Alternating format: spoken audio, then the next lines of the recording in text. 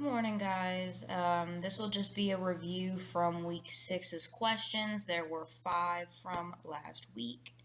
Again, I'm just going to review the answers to the question. Next week, for week 7, you have the chart on page 381.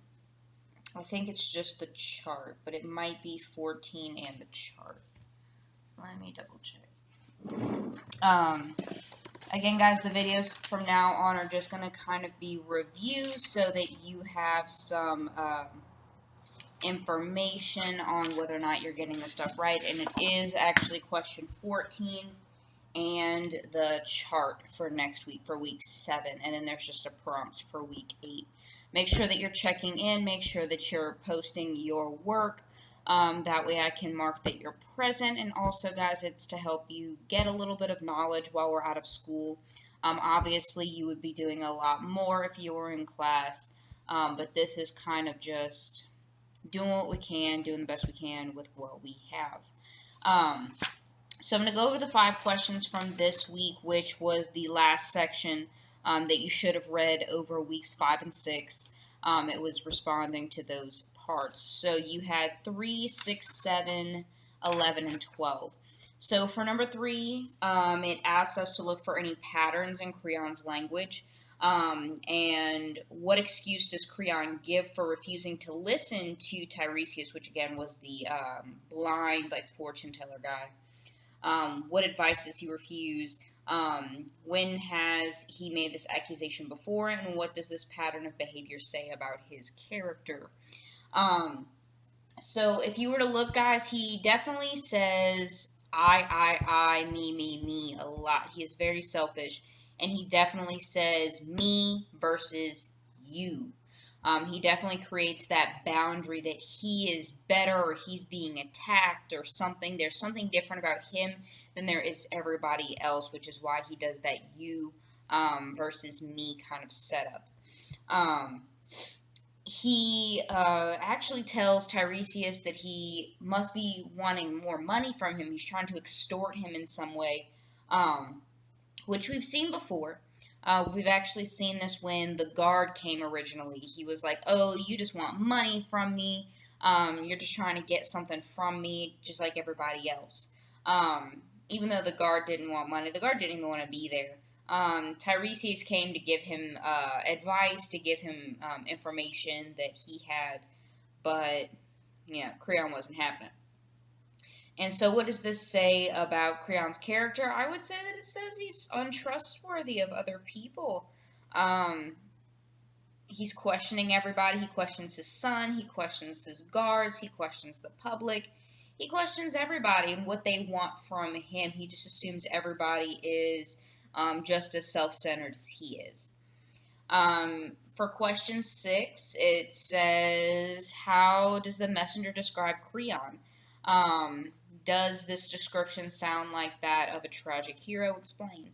So he sounds fallen. So he starts off with this great guy. He saved us, this, that, and the other. But, something went wrong along the way. And it's not quite as great as it used to be. Now all is gone, I think is the quote. So it kind of shows that higher status to lower status, which is, in fact, one of the characteristics of a tragic hero.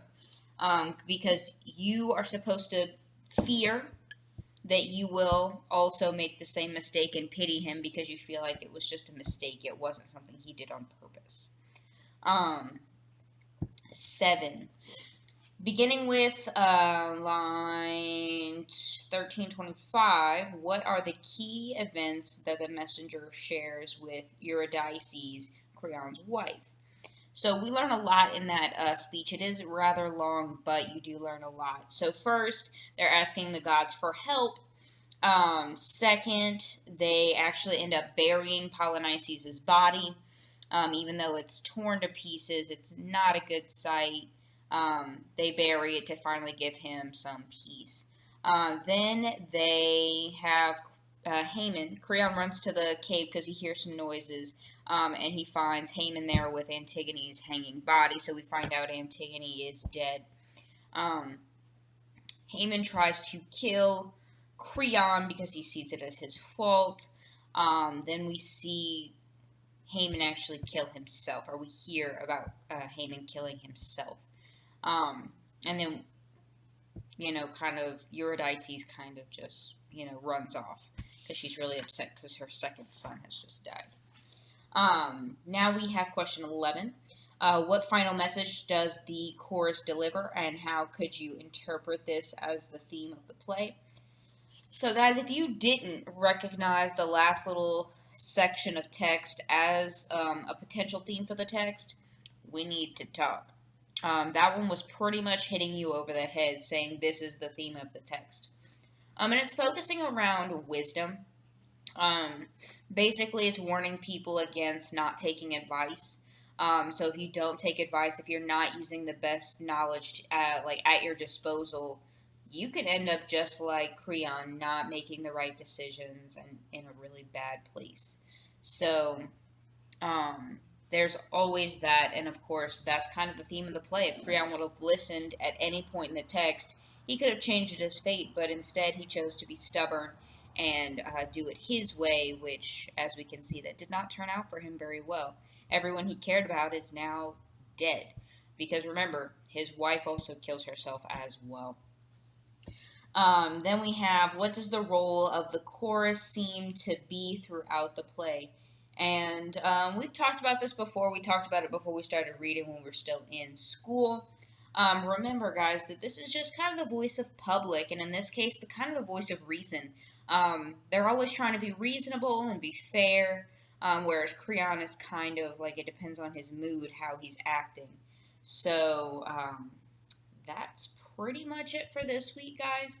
Again, I just wanted to review the answers in case you wanted to know, and it may also help you with 14 and 15, the chart on 381. I'll get a spot posted for you guys to do that. And then, like I said, for week 8, you guys will have a little prompt that I've already given you access to. It's the week 8 assignment. No more reading, just answering your couple of questions and checking in with me on Mondays, which is when your assignments are due. For week 8, we'll probably have it due on that Friday. That way we're not technically past school. And guys, this is boosting your grade. There's no reason you shouldn't want to boost your grade at this point. The only thing it does is help you. This is the highest grade for the least amount of work that you will probably ever do, especially in my class, because normally I make my kids work really hard for their grades, which you've experienced that for third quarter, but there are some people who've experienced it over 3 quarters, or 3 semesters, excuse me. So keep that in mind, that it's super important that you kind of give yourself the best advantage you can right now.